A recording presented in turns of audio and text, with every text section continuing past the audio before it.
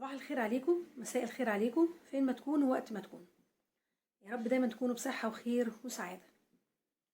النهاردة معانا فيلم جديد على قناتنا على اليوتيوب وصفحتنا على الفيس وحسابنا على التيك توك والانستجرام.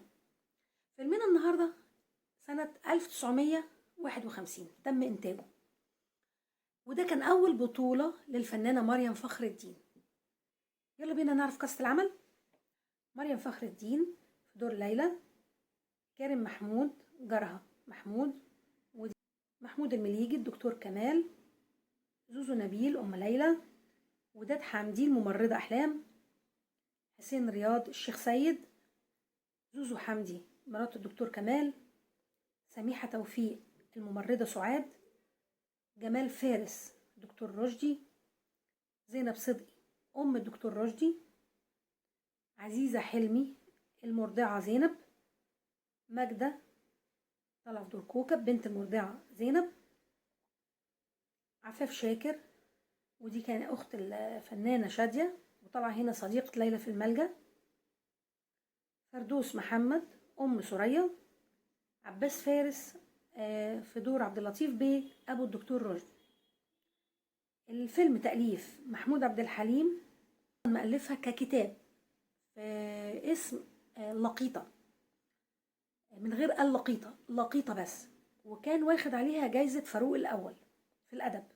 وهنا قصة الفيلم بتبتدي معانا بأن احنا بنشوف أم ليلى اللي هي زوزو نبيل بتجري وسط الغيطان في قرية في الريف، وبتحط البيبي اللي على دراعها تحت شجرة وبتلف على دراعه شعرة من شعر راسها، وبتجري بعيد وبتحاول تراقب لغاية ما بيلاقي البيبي ده فلاح من الفلاحين وهو طالع من صلاة الفجر، فبيقول ان هو هياخده يربيه مع عياله.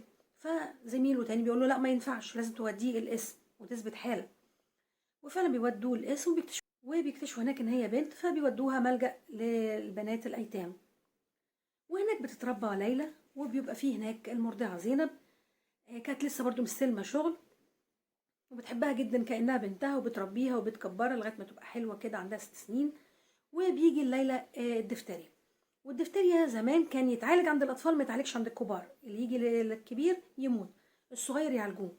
فكانوا منبهين محدش يقرب لها لغاية ما تروق، وكان كل حاجة بالكمامات والجوانتيات ومن بعيد لبعيد. لكن من كتر طبعا حب زينب ليها ما قدرتش تسيبها، وكانت متمرضة وهي جنبها لغاية ما حصلت المشكلة وزينب لقطت المرض من ليلى. ليلى رقت وزينب رقدت، فزينب ملهاش علاج، فخلاص كانت على فراش الموت. فوصت ليلى على بنتها كوكب، قالت لها تدوري يا بنتي عليها وما تسيبيهاش، ويا ريت لو تعتبريها اختك ولا صاحبتك. وفعلا ليلى بتحفظ الكلام ده في دماغها وفي قلبها. بتلف الايام وليلى بتكبر تبقى حلوه 18 سنه، وبتفوز بالجائزه الاولى للتفصيل والتطريز وهي اسوره ذهب، وبتهديها لصاحبتها قبل ما تخرج من الملجأ وتمشي لان هي كملت 18 سنه.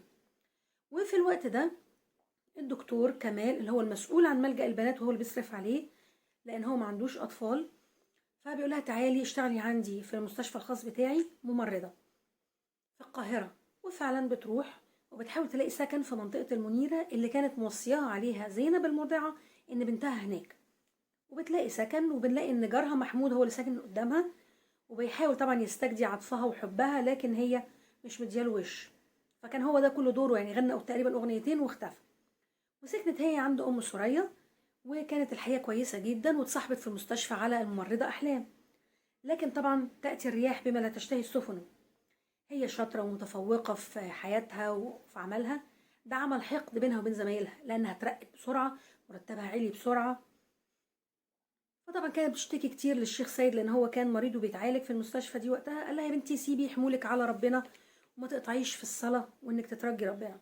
فكان هو ده سلاح، لغاية طبعا مع الأسف إن هم طلعوا عليها أشعة ان هي اللي بتقول على لسانها ان هي بنت الدكتور كمال وان هو متنكر لها، وهي بتحاول تثبت ده.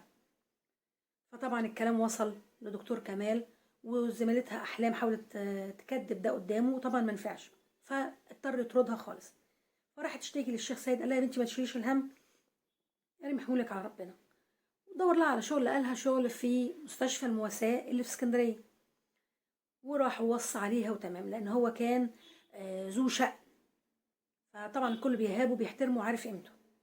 ففعلا راحت اشتغلت في المستشفى، وهناك اتعرفت على الدكتور رشدي، وزميلتها الممرضة اللي هي سميحة توفيق طبعا كانت حاطة عينيها على الدكتور رشدي، والدكتور رشدي حاطط عينه على ليلى، وليلى مش عارفة حاجة، فبالتالي بقى في حقد برضو على ليلى من زميلتها بسبب الدكتور.